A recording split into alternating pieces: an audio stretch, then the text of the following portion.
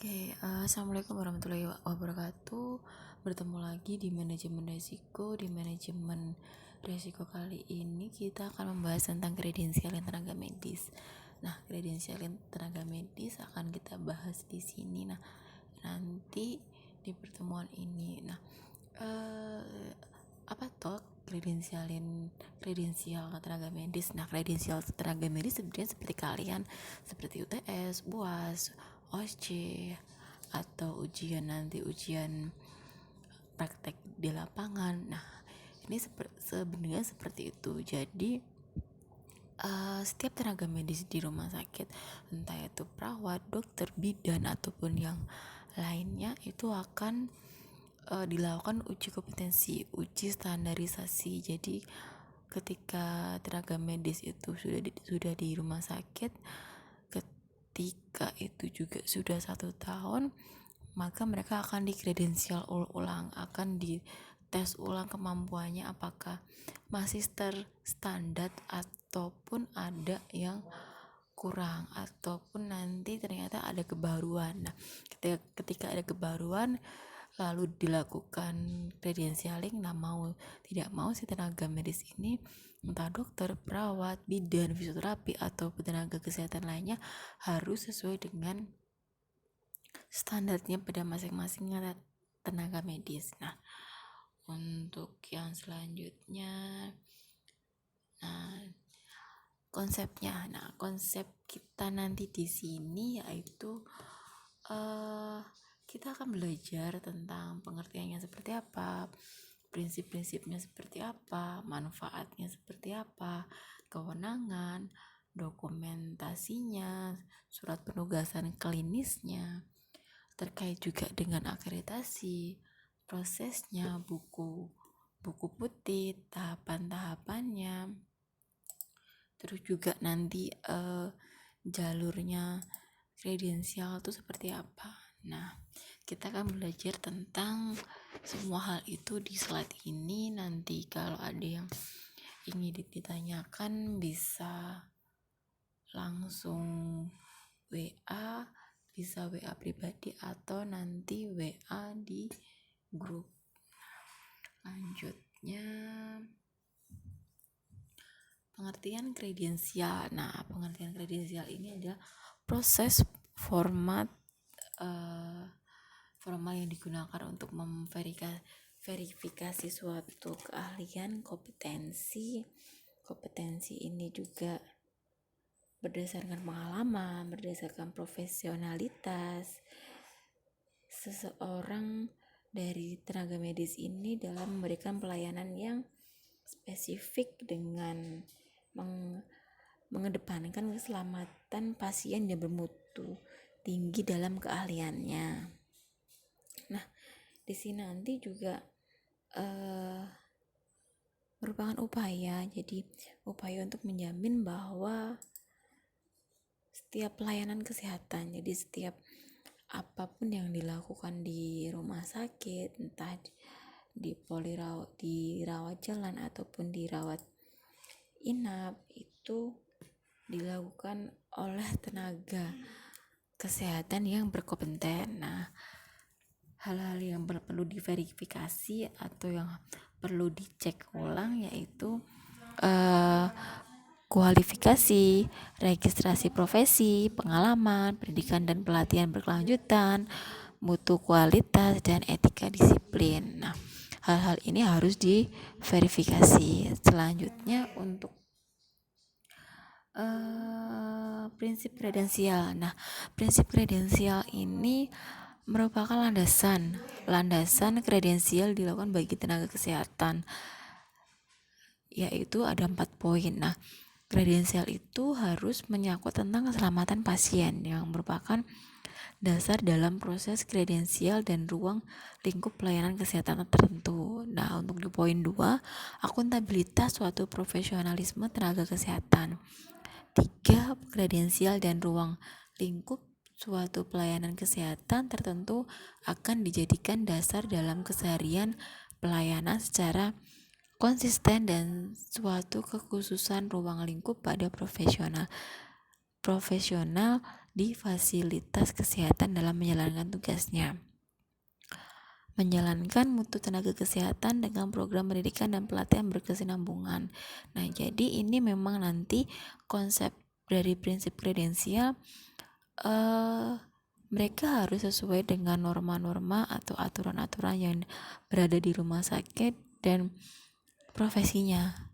Sesuai seperti yang disebutkan di poin 3, sesuai dengan profesinya dan tugasnya masing-masing. Jadi tidak ada saling tumpang tindih atau double job dalam hal suatu tindakan, karena mereka akan dilatih juga, dididik juga sesuai dengan dari profesinya masing-masing. Karena tidak mungkin seorang tenaga kesehatan lingkungan itu akan berhubungan dengan pasien di IGD. Nah, itu tidak hal seperti ini yang di kredensial itu nanti disesuaikan. Nah, selanjutnya kita akan membahas tentang manfaat dan pentingnya kredensial. Nah, apa tuh manfaatnya? Nah, sebelum dari manfaatnya kita harus tahu alasannya kenapa kredensial itu penting. Yang pertama, sebagai verifikasi terhadap pendidikan formal dalam melaksanakan pelayanan kesehatan tertentu sesuai dengan keahliannya, spesifikasinya. Yang kedua, mengukur batas aman tingkat kemampuan profesional terhadap pelayanan kesehatan yang mereka kerjakan sesuai dengan prosedur yang aman, meningkatkan kemampuan suatu keahlian atau kompetensi tertentu dengan motivasi belajar yang tinggi. Yang keempat, sebagai bahan identifikasi dari gap kompetensi terhadap pendidikan dan pelatihan berkelanjutan. Poin 5, mempersiapkan profesionalisme tenaga kesehatan untuk memasuki masyarakat ekonomi ASEAN yang dapat bersaing.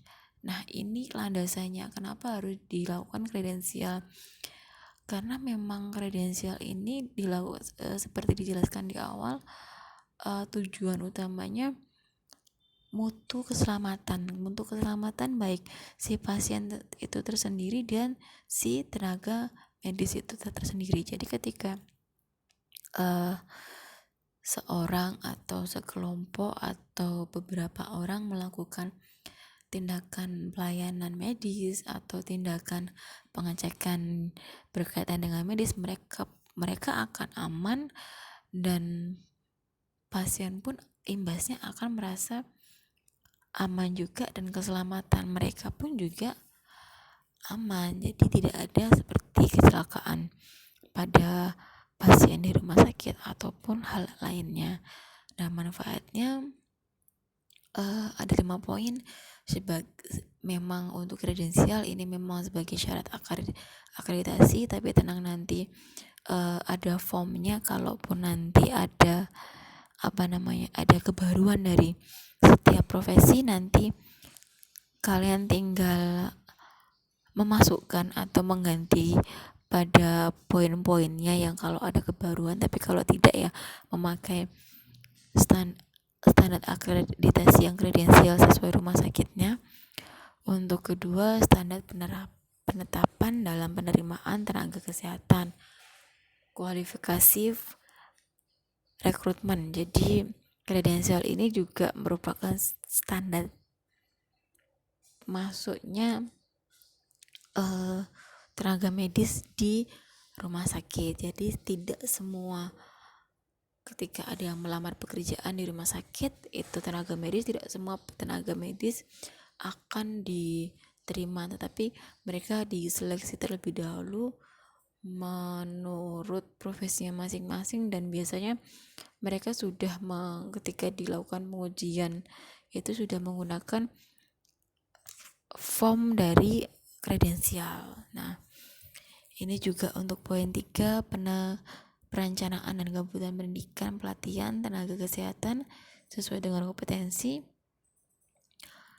Poin 4, penempatan tenaga kesehatan sesuai dengan kompetensi yang dimiliki dan layanan yang dibutuhkan. Nah, Poin terakhir, nomor 5, mempertahankan dan meningkatkan kompetensi tenaga kesehatan sesuai dengan keahlian atau bidangnya, karena memang ini nanti sesuai dengan profesinya masing-masing, sesuai dengan jurusannya masing-masing. Lanjutnya kita akan belajar tentang kredensial terhadap akreditasi. Nah, proses kredensial ini merupakan satu komponen penting pada peningkatan pelayanan kesehatan di rumah sakit terkait dengan akreditasi CARS maupun GCI. CARS itu di Indonesia, untuk GCI itu di luar negeri. Jadi memang kredensial itu merupakan poin penting pionirnya. Jadi karena kredensial itu berkaitan dengan kompetensi keahliannya masing-masing untuk peningkatan pelayanan. Jadi ketika sudah semua tenaga medis sudah melakukan kredensial, nah berarti semua tenaga medis di rumah sakit tersebut sudah tersertifikasi bahwa mereka layak ataupun mereka mampu melakukan tindakan-tindakan tersebut. Nah, kredensialnya juga untuk meningkatkan pelayanan kesehatan yang lebih efisien dengan biaya yang terjangkau, yang memastikan bahwa pelayanan kesehatan itu dilakukan oleh tenaga kesehatan yang profesional dan kompeten. Untuk tujuan pastinya bahwa tenaga kesehatan untuk rumah sakit telah dievaluasi terkait kewenangannya. Jadi meliputi kompetensi, pengalaman dalam melakukan pelayanan kesehatan sesuai dengan profesinya melalui dukungan dari pemilik institusi rumah sakit. Nah, ini proses kredensial ini memastikan bahwa pelayanan kesehatan dilakukan oleh tenaga kesehatan yang profesional, yang berkompeten di bidangnya. Sekali lagi diingat, ini sesuai dengan bidangnya. Jadi tidak boleh saling tindih antara bidang satu dengan bidang lainnya, karena ada job desk-nya masing-masing sesuai dengan profesinya. Nanti pun juga seorang tenaga medis dilakukan kredensial, si penilai kredensial tenaga medis ini juga seseorang yang ahli di bidangnya. Jadi ketika mereka di perawat, dia yang menilai orang perawat. Ketika mereka di dokter, ya yang menilai orang dokter. Mereka yang di bidan, ya yang menilai di bidan. Begitu juga dengan tenaga medis yang lainnya. Jadi tidak akan dilakukan penilaian, nanti perawat dinilai oleh dokter, bidan pun akan dinilai oleh perawat. Tidak boleh seperti itu. Lanjutnya nanti bisa kalian baca sendiri secara terperinci di slide.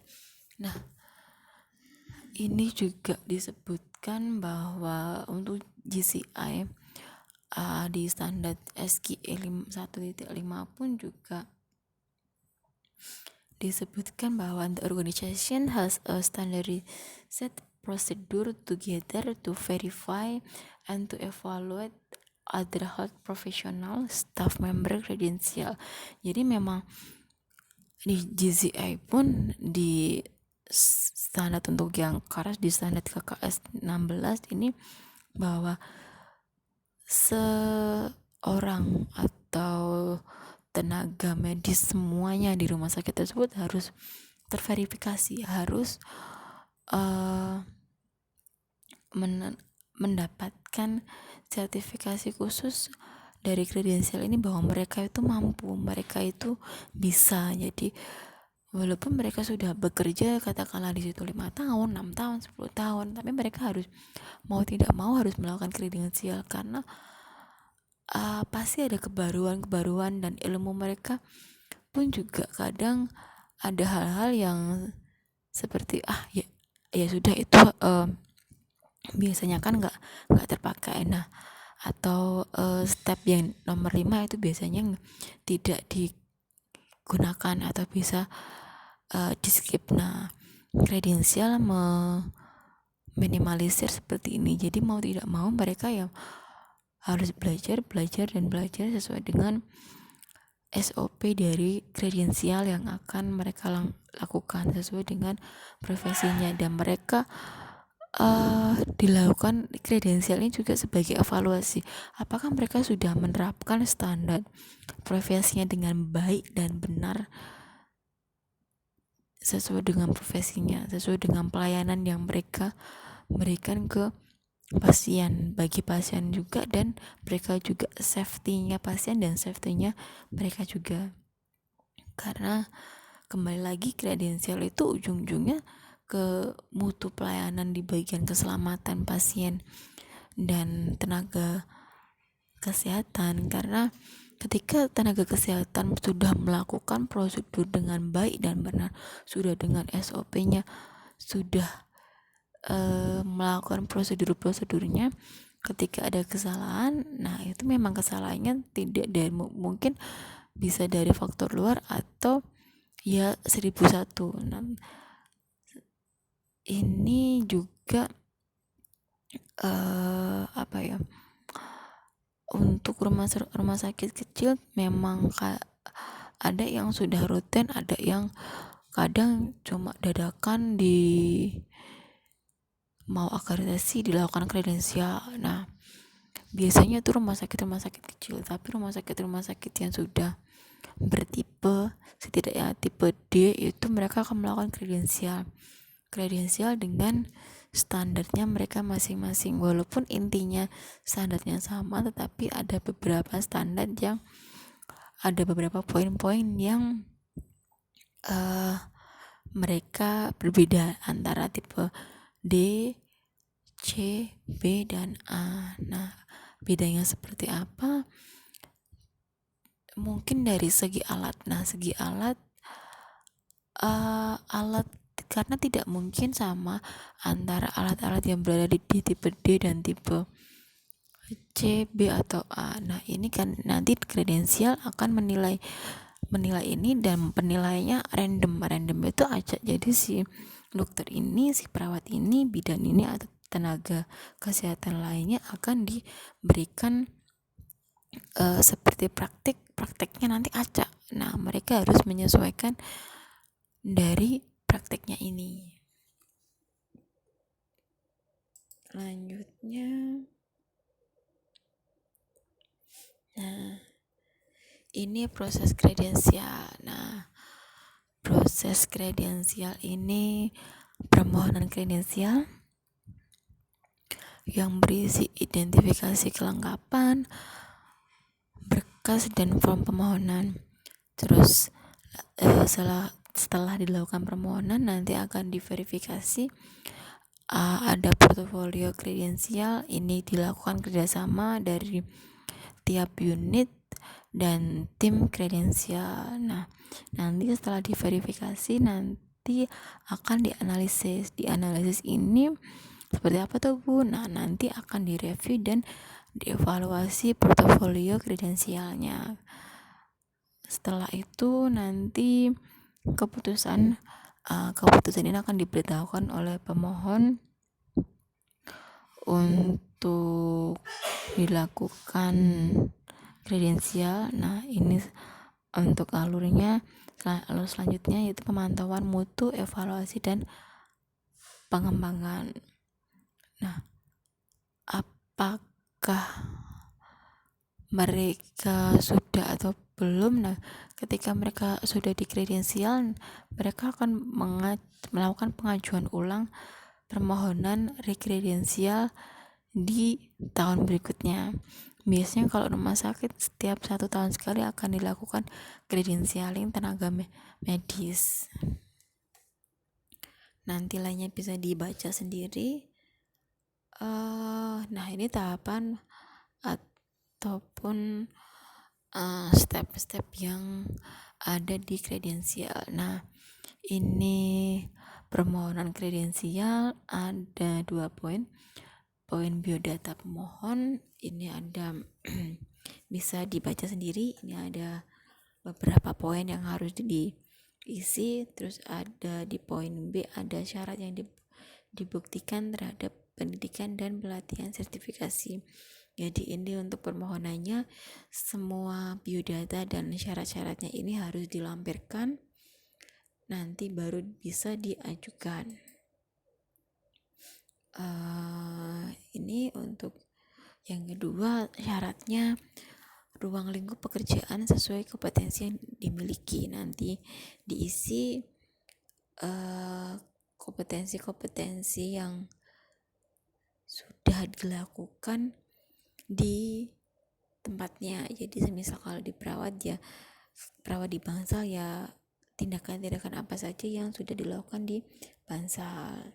Nah, nanti dinilai oleh dirinya sendiri. Semisal memasang infus, apakah mereka sudah sesuai dengan SOP atau belum. Nah, nanti ada 4 penilaian. 1. Kompetensi mampu dilakukan secara mandiri, kompetensi memerlukan supervisi, tidak dimintakan kewenangannya karena di luar kompetensinya, tidak dimintakan kewenangan karena fasilitas tidak tersedia. Nah, ini untuk kompetensi yang dimiliki. Jadi nanti kalian nanti akan di list kompetensi yang ada di bangsa itu seperti apa. Nah, nanti lalu dinilai sendiri. Selanjutnya ada di pernyataan kondisi kesehatan permohon. Nah, nanti ada 8 poin. 8 poin ini diisi sendiri juga. Setelah sudah terisi, nanti lanjut ke poin E, yaitu pendidikan dan pelatihan yang diikutsertakan sebagai peserta maupun narasumber. Nah, ini ada yang untuk ini biasanya 5 tahun sekali, tapi untuk kredensial di rumah sakit untuk pengulangan hal yang praktik seperti pemasangan infus, terus bantuan hidup dasar itu biasanya setiap 1 tahun sekali. Selanjutnya ini F, referensi pemohon dan pengalaman bekerja. Nanti diisi juga dari pekerjaannya saat ini seperti apa. Nah, nanti di breakdown, diisi semuanya, terus nanti dilanjut di poin G gitu. Ada beberapa pernyataan yang harus diisi dan dilengkapi. Ini nanti, nah ini sampai pernyataan ini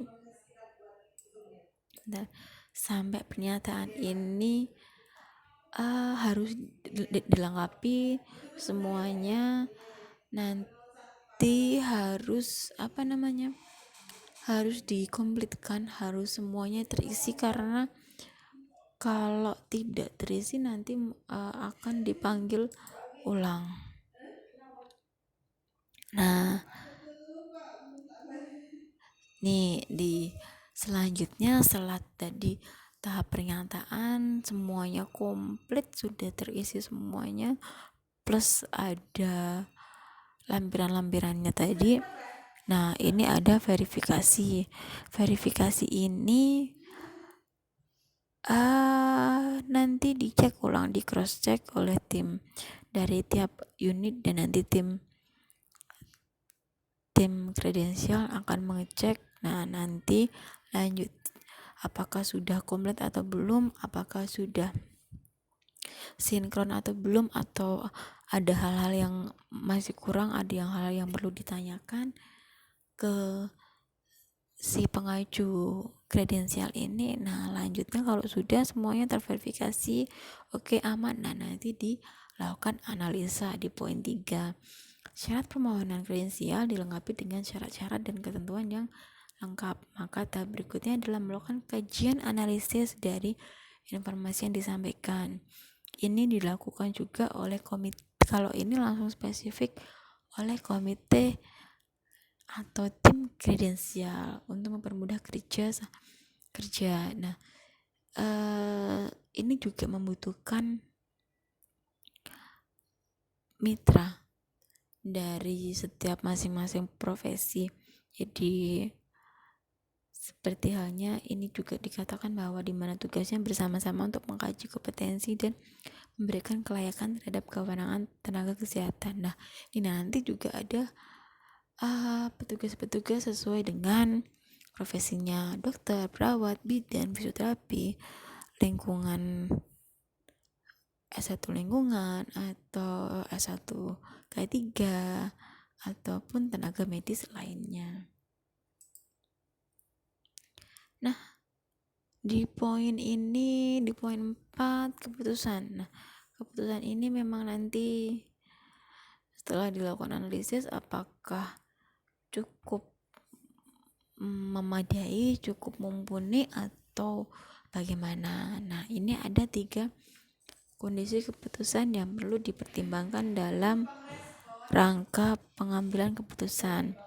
Nah, ini ada pengambilan keputusan dalam kepastian semua alternatif diketahui dengan jelas kondisinya.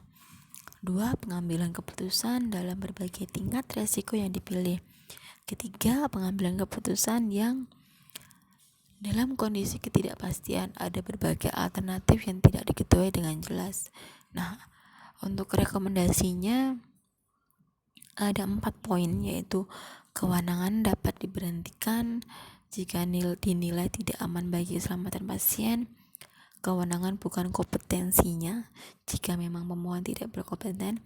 Kewenangan diberikan dengan supervisi jika pemohon membutuhkan bimbingan atau pendampingan dalam kompetensinya.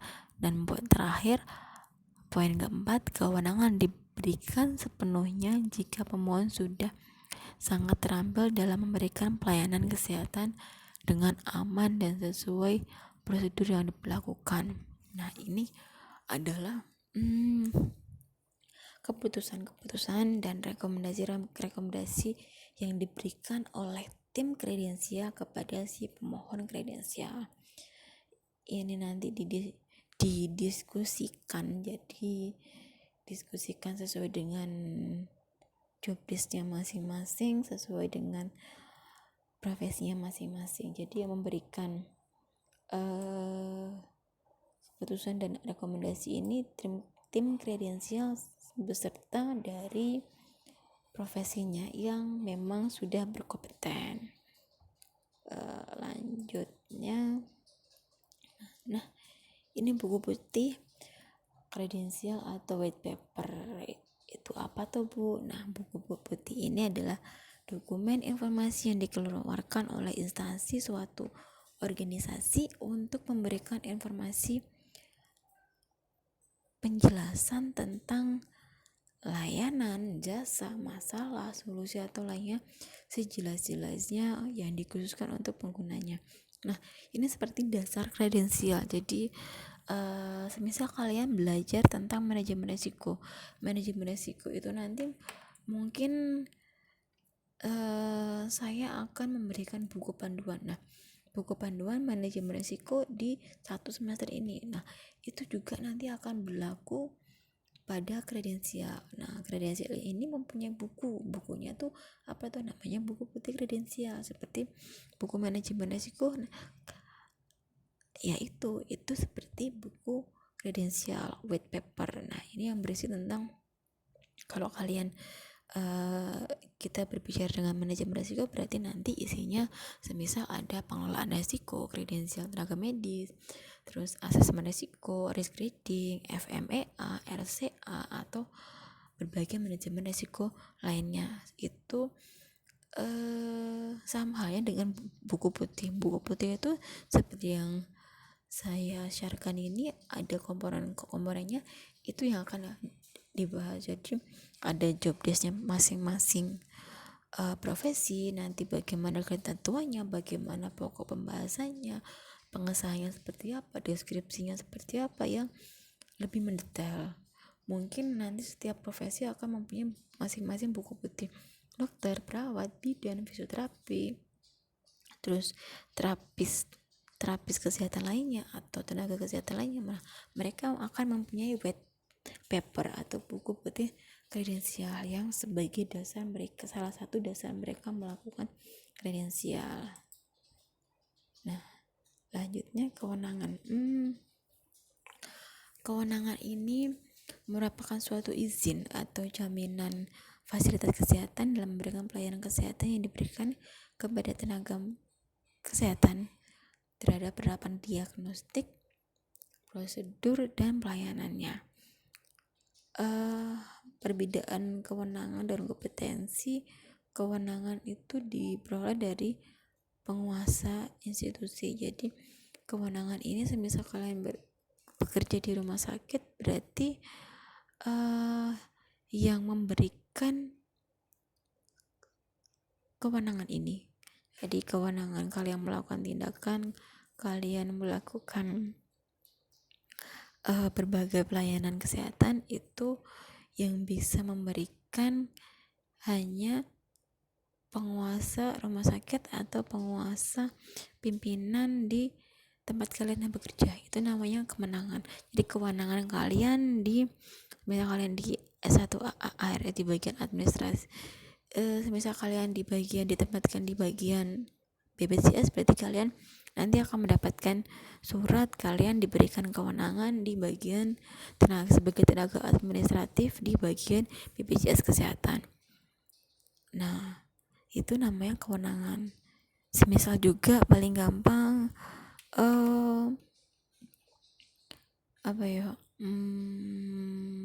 Raihan ataupun Galang dan Raihan ini sebagai ketua dan wakil di Himers. Nah, ini mereka berdua diberikan kewenangan oleh kampus, diberikan amanat sebagai wakil dan ketua di himpunan prodi ARS. Nah, kewenangan juga sama seperti itu, kewenangan kredensial. Nah, ini kalau di rumah sakit dapat dicabut, dapat diberikan oleh rumah sakit.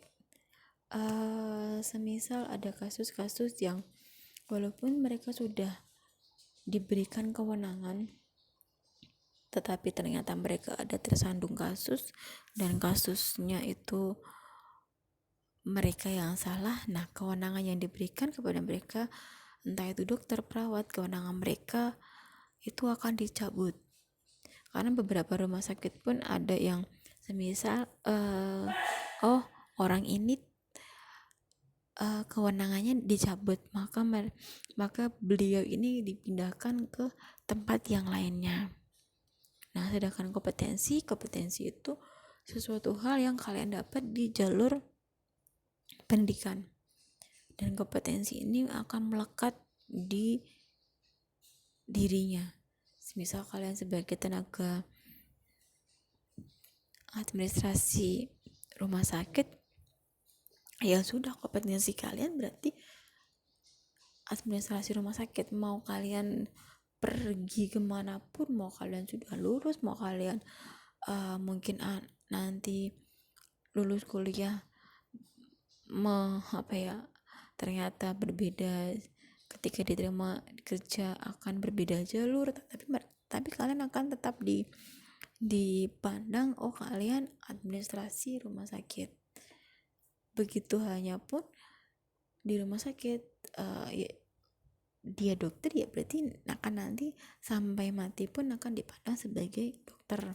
Saya pun sebagai seorang perawat, walaupun saya tidak praktek dimanapun, nanti sampai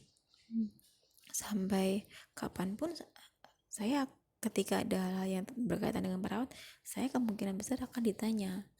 Nah, begitu pun dengan kalian, mau kalian sampai manapun, mau sudah lulus, ternyata pekerjaan kalian akan berbeda dengan ini, ataupun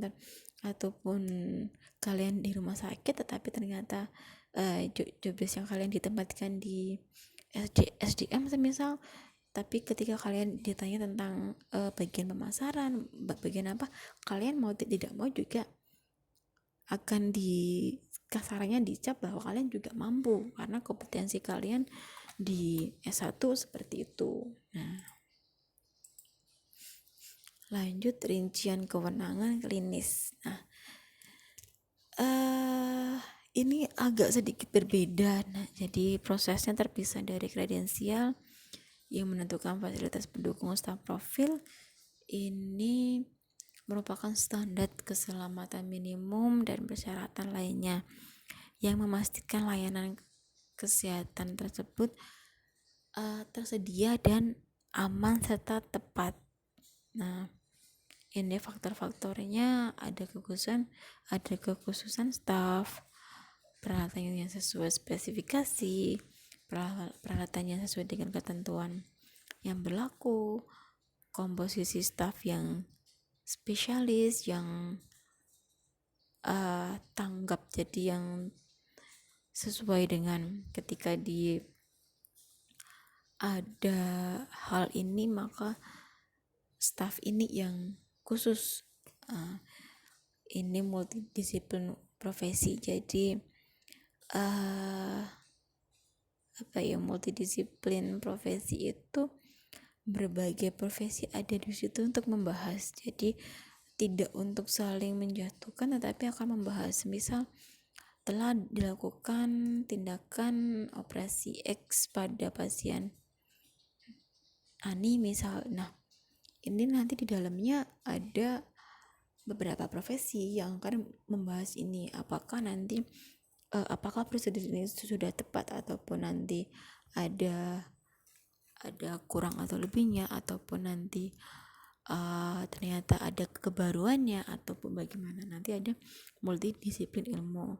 Nah, ini kewenangan klinis ini tenaga medis harus mempunyai. Jadi ini walaupun ini agak terpisah dari kredensial, nah tetapi memang ini juga akan nanti dituntut oleh rumah sakit.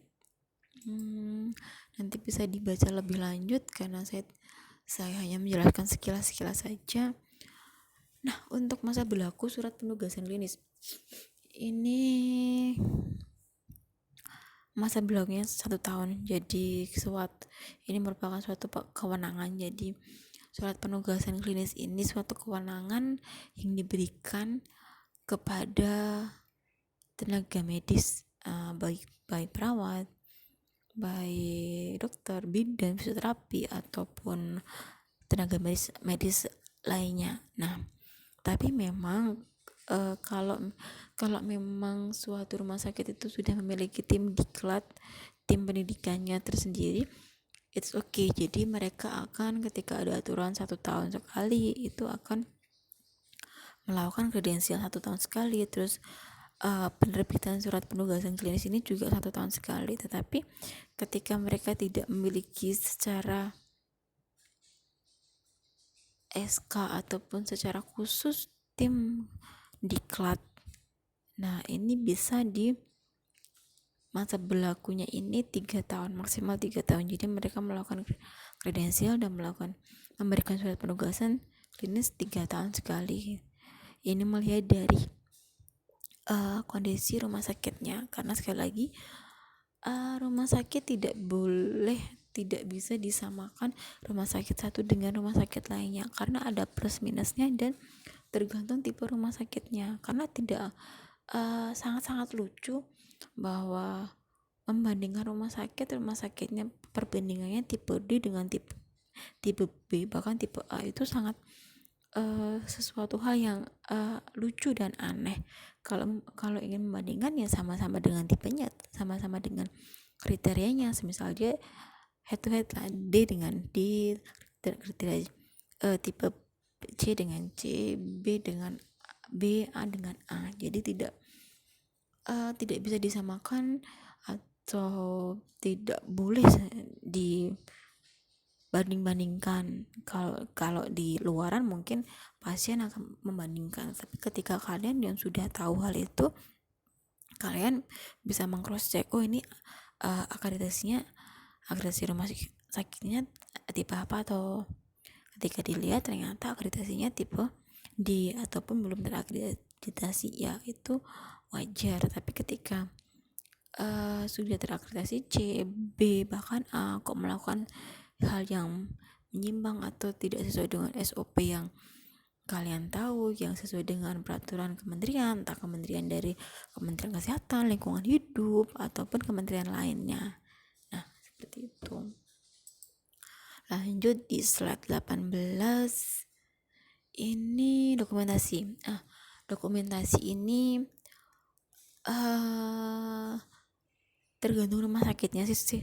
Sebenarnya ada yang rumah sakit cuma butuh seperti tadi tahapannya cuma simpel-simpel tadi aja, ataupun ada yang berbeda. Nah, ini biasanya untuk contoh dokumennya ada 6 poin ini. Ada bukti, formulir pengajuan, kredensial, pengajuan kredensial, pengajian kredensial, asesmen kredensial, daftar izin kewenangan klinis, dan penugasan klinis. Nah, ini untuk kredensial tenaga kesehatan tamu ataupun peserta didik ini, jadi kalau memang mereka sudah memiliki tim diklat khusus dan mereka sudah memiliki, semisal ada pelatihan 3 bulan di IGD, pelatihan 3 bulan di ICU, pelatihan 3 bulan di di ruang operasi, pelatihan 3 bulan di bagian anestesi, pelatihan 3 bulan di tempat cuci darah atau hemodialisa. Nah, mereka bisa melakukan kredensial. Ini namanya, kalau seperti ini, kredensial peserta didik, ataupun nanti kalau mereka ternyata mereka sudah memiliki tim khusus dan diminta untuk melakukan kredensial oleh rumah sakit lain. Nah, berarti mereka melakukan kredensial tenaga kesehatan tamu. Nah, ini di slide 19. Nah, slide 19 ini ada jalur cepat kredensial. Nah, kenapa toh ada jalur cepat kredensial? Nah, ini alasannya ada banyak. Satu, banyak tenaga kesehatan profesi yang harus dikredensial. Terus dapat mempercepat daftar tunggu untuk melaksanakan kredensial atau rekredensial yang sebelumnya sudah kredensial. 3, dapat mengefektifkan waktu unit tim kredensial dalam melaksanakan kredensial tenaga medis. Nah, intinya di sini memang ini biasanya di rumah sakit besar. Jadi karena dokter, perawat, bidan atau tenaga kesehatan yang di sana jumlahnya sangat banyak, jadi biasanya ada jalur cepatnya. Dan seperti yang sudah ada di slide ini, ada beberapa ada contoh dari jalur cepat kredensial. Nah, ini ada beberapa, ini ada contohnya formnya seperti apa. Nah, ini ada rincian kewenangannya, unit kerjanya, direkomendasikan oleh siapa. Nah, seperti ini. Tapi ini biasanya diberlakukan untuk kredensial saja sih. Untuk kredensial biasanya tetap dilakukan satu persatu, ataupun nanti bisa juga dilakukan berkelompok. Kalau rumah sakit biasanya akan dilakukan pembagian kelompok. Jadi terus nanti sudah ditentukan, oh ini bagian untuk prakteknya di bagian praktek di bagian X, oh ini bagian Y, oh ini bagian A, ini bagian C, bagian ini apa. Nah, biasanya kalau di rumah sakit untuk mengakali waktunya dan mengakali banyaknya yang akan dikredensial tenaga kesehatannya, seperti itu. Final, jadi ada yang ingin ditanyakan atau tidak? Ini tadi tentang kredensial. Jadi kredensial memang kelihatannya gampang, tetapi ketika kalian nanti di bagian bekerja yang jebakan kredensial, itu kalian akan melihat setumpukan berkas tadi yang di awal tadi, yang di mana tadi, bentar,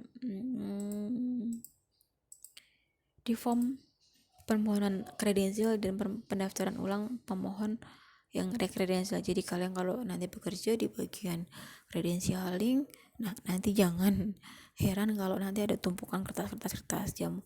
Ya mungkin kalau sekarang sudah canggih mungkin mintanya di scan atau gimana, tapi beberapa rumah sakit ada yang juga masih pakai kertas. Jadi tumpukan kertas, jadi semua tenaga medis di rumah sakit itu akan kalian pilah, akan kalian proses.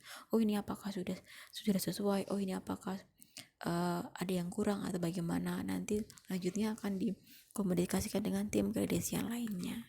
Nah seperti itu untuk kredensial. Kurang lebihnya saya minta maaf, nanti bisa by group atau japri saya terkait dengan pertanyaan-pertanyaannya. Oke, kurang lebihnya saya minta maaf. Wassalamualaikum warahmatullahi wabarakatuh.